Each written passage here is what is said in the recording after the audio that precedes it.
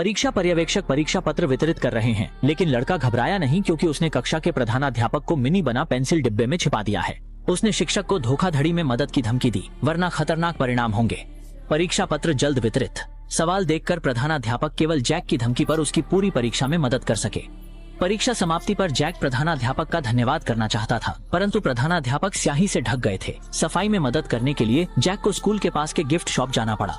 दुकान में उसने कई गुड़िया के कपड़े पाए। शिक्षक के कपड़े बदलने वाला था, तभी बाण अचानक पीछे आ गई। प्रधानाध्यापक से डरकर गुड़िया का नाटक किया और बिल्कुल नहीं हिला।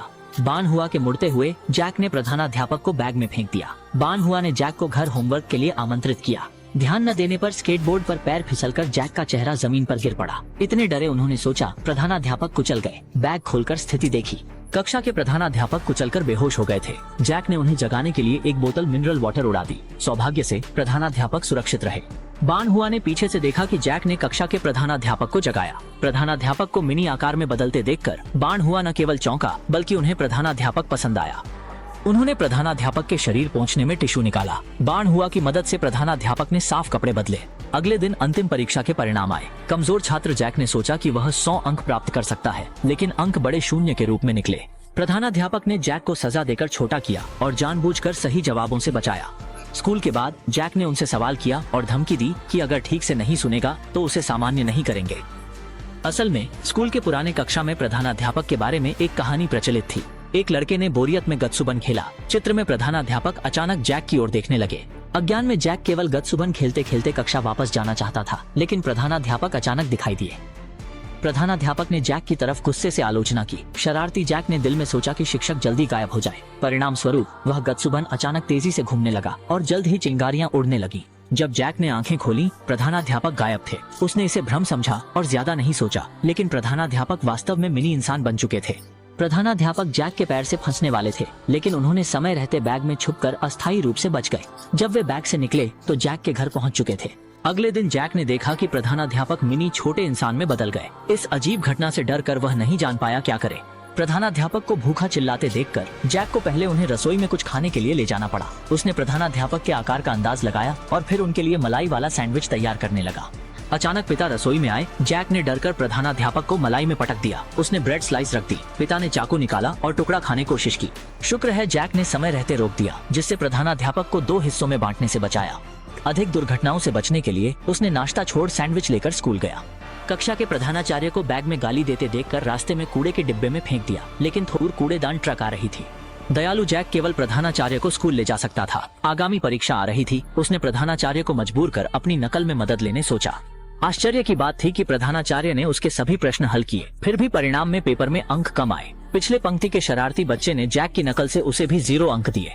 विद्यालय के बाहर पहुंचते ही शरारती बच्चे ने तेज जोर से जैक को पीटा। प्रधानाचार्य भी पीटे गए। जो प्रधानाचार्य को हमेशा दंडित करता था, प्रधानाचार्य छोटा हो गया। बच्चे ने बुरा विचार सोचा। प्रधानाचार्य को अचानक छोटा कर दिया गया। अगले दिन एक शरारती बच्चे ने कक्षा में पकड़कर घर ले गया और दीवार पर ठोका। प्रधानाचार्य ने सोचा। अकल्पनीय रूप से एक डार्ट सीधे उसकी ओर उड़ा। प्रधानाचार्य की गुहारें सुनकर बच्चा नहीं रुका।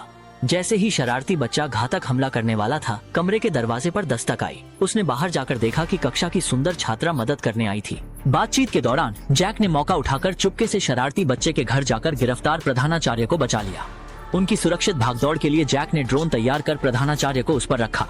उसे घर के बगल के मैदान में भेज दिया। जब शरारती बच्चे ने ढूंढा, प्रधानाचार्य पहले ही भाग चुके थे। शिक्षक को सामान्य रूप में लाने के लिए जैक को चुपके से स्कूल के पुराने स्थान पर फिर से आना पड़ा।